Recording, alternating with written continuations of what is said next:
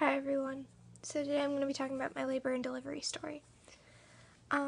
Basically at my 37-week appointment, I told my midwife about how I've been having really bad itching on my hands and feet since the Thursday beforehand.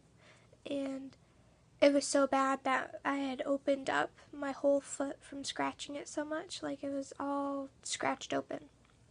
And so she went and made me get some blood work done to check my liver levels and things like that, and they came back high, which meant I had cholestasis. Cholestasis is a condition that pregnant women get where basically your liver doesn't excrete bile properly, and bile starts going into your bloodstream, and it can be detrimental to the baby because, I don't know, it's acidic blood or something like that. Basically, it can end in stillbirth. So she decided to induce me the next day. So June 20th, I went to the hospital at 11, and they started Cytotec, which is like a little pill that you can take orally or you can put it in vaginally. And they put it in vaginally for me. And that's just supposed to like soften your cervix, ripen it, and efface you. And I was already, I was already 50% effaced, centimeter dilated, and having my own contractions before they started Cytotec.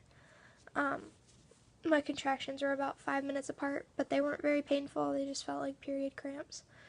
So yeah, they started the Cytotec, and it started making me have very close together contractions, but they weren't painful. I still didn't feel them.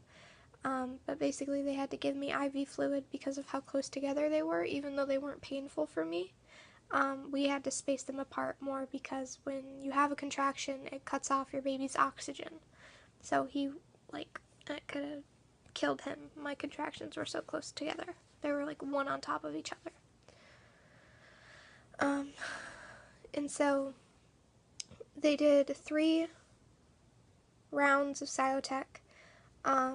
After my second round of Cytotec, they checked me, and I was 2 centimeters dilated, 70% effaced, and he was at a -1 position, so he had gotten lower.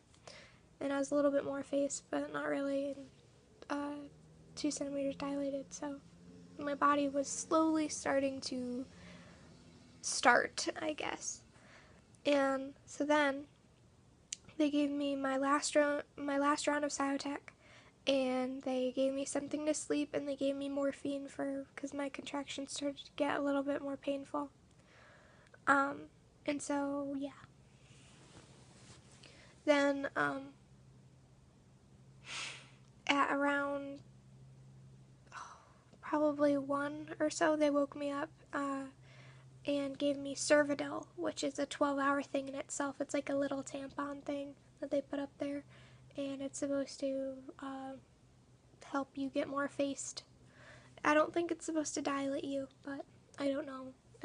I'm pretty sure it's just supposed to make you more effaced and ripen your cervix more.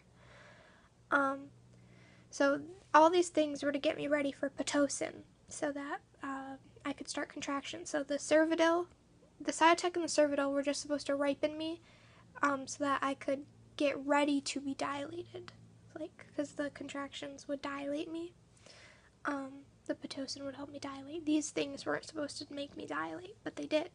Well, I guess my body did with the help of them, but I don't know. Anyway, so they gave me the Cervidil at around 1 or so in the morning, and then about 7, they checked me, and I was at 4 centimeters, and yeah. I was 4 centimeters, 90% effaced, and he was still at a -1 position. So then they left, and out of nowhere, the nurse left, and maybe 10 minutes after the nurse left, my contractions started getting really, really bad. So I went on my hands and knees on the bed, and I tried rocking, and I tried all those tricks, to make the contractions feel a little bit better, and they didn't feel any better. And so probably, I don't know, the nurse came back in, I forget for what, but she came back in maybe an hour or so later, and I asked if I could get in the shower. So she had me, I was being monitored the whole time, so we had to get the waterproof monitors, which took like 30 minutes to even find them, and so they had to put the waterproof ones on me. And then when I got up to go to the shower, she was going to walk with me to the shower. Um, I started feeling like something dripping down my leg, and I was like, there's something dripping down my leg. And she was like, did you feel a pop? And I was about to say no, and then I felt a pop. And I popped, and then my water just came pouring out like a flood. It was so weird. I thought I was peeing. I was like, am I peeing? And she checked it with one of those Q-tips that turn blue if it's amniotic fluid. It turned blue. That was my water breaking.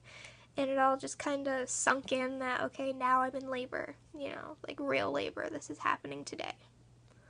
And that was about 8 o'clock.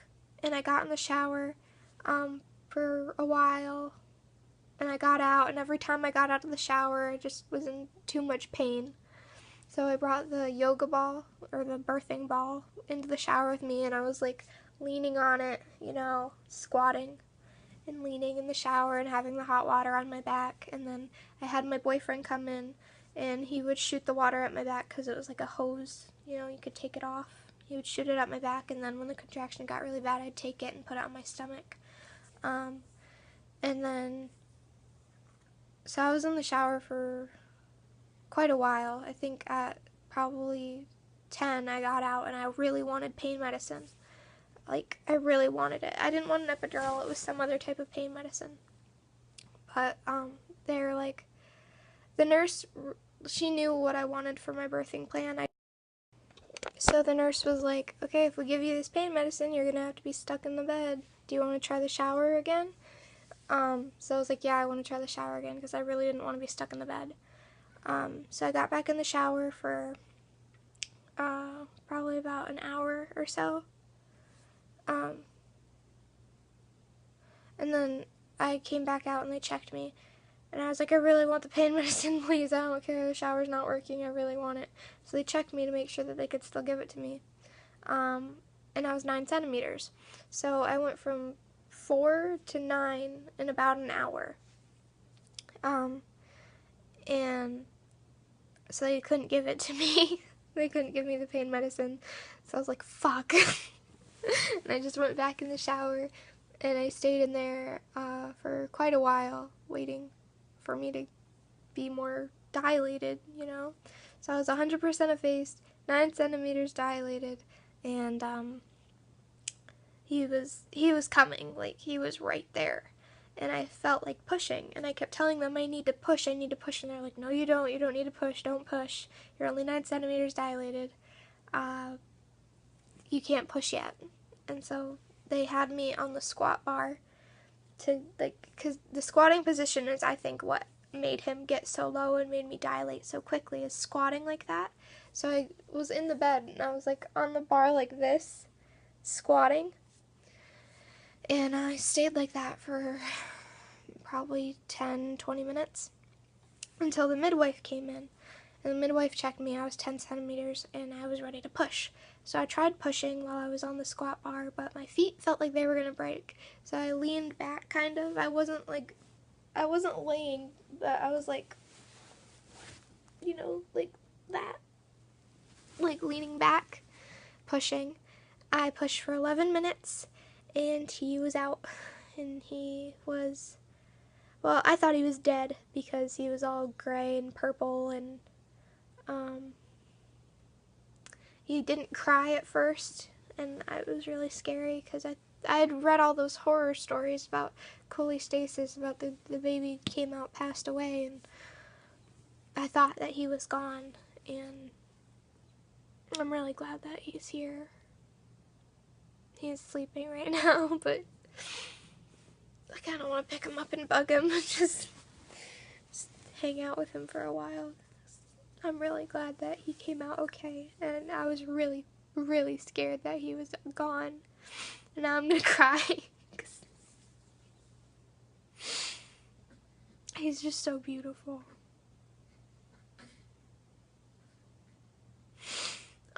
So yeah, that was my labor and delivery story.